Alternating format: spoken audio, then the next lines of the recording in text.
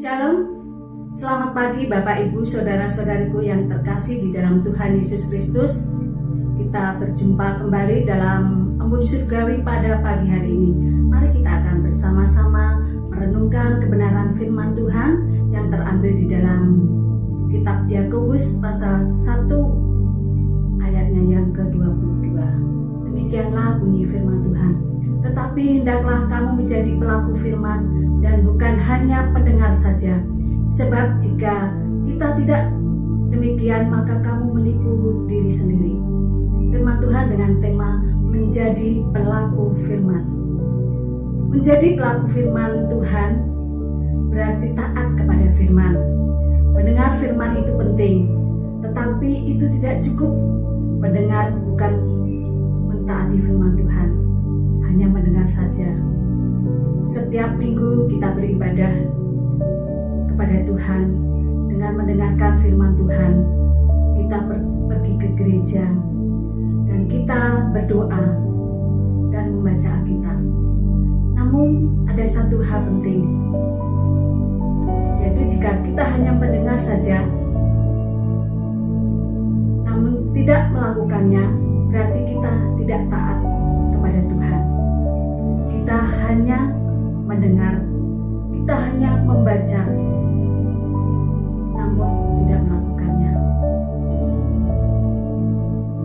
Jangan sampai kita hanya sekedar tahu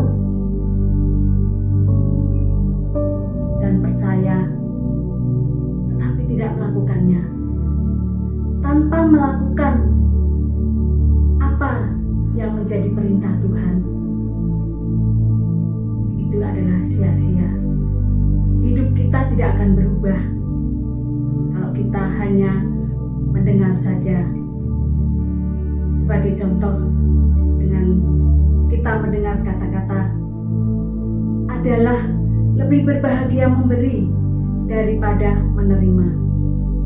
Kita belum menjadi pelaku firman kalau kita tidak mengeluarkan uang atau harta kita untuk orang lain.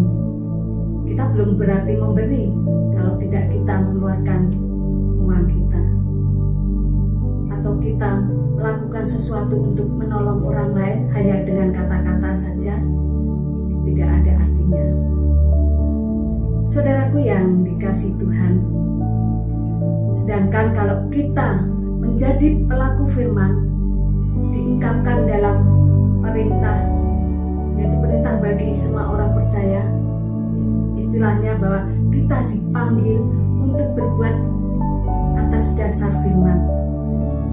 Dengan melakukannya, firman mengubah pikiran kita, mengubah hati kita, dan karakter hidup kita. Maka dengan melakukannya, firman-Nya itu akan lebih tertanam di dalam jiwa kita, berakar kuat lebih dalam dan bertumbuh. Sekarang firman itu menjadi nyata jikalau kita mau melakukannya, jikalau kita mau berbuat sesuatu. Apa yang kita ucapkan, apa yang kita dengar, apa yang kita pelajari harus kita lakukan. Itulah menjadi pelaku firman. Melakukannya dengan apa yang sudah kita pelajari.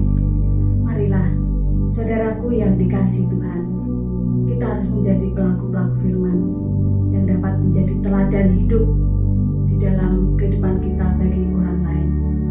Tuhan Yesus pun memberikan hidupnya dengan mati di kayu salib untuk menebus dosa umat manusia, agar manusia yang berdosa diselamatkan.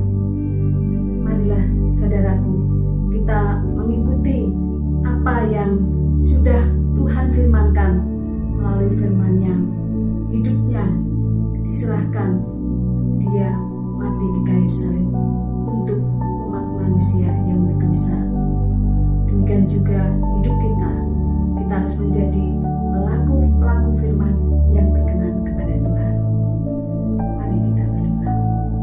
Terima kasih Tuhan Yesus untuk kebenaran firman-Mu yang boleh kami dengar, kami renungkan, dan biarlah Tuhan tidak hanya kami sekedar mendengar saja, namun kami boleh menjadi